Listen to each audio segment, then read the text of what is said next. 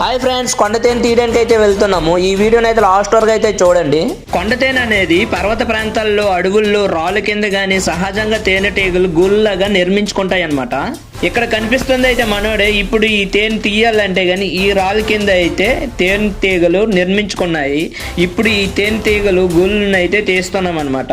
ఇక్కడ మనోడికి తేనె తీయడంలో చాలా అంటే చాలా ఎక్స్పర్ట్ అనమాట. అలాగే తేనెటీగల నుండి కూడా ఎలాగా జాగ్రత్తగా ఉండాలనేది మనోడికి బాగా తెలుసు అనమాట.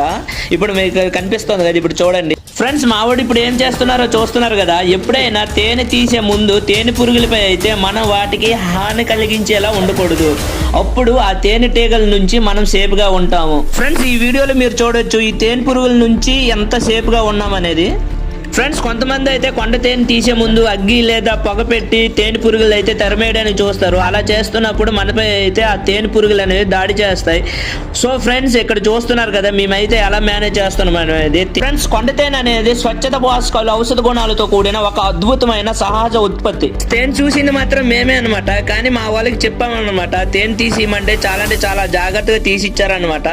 సో ఫ్రెండ్స్, ఎంతమందికి ఈ తేనె అంటే చాలా ఇష్టమో కామెంట్ అయితే చేయండి. అలాగే ఈ వీడియోని అయితే లైక్ చేయండి. అలాగే సబ్స్క్రైబ్ చేయడం అయితే మర్చిపోకండి ఫ్రెండ్స్.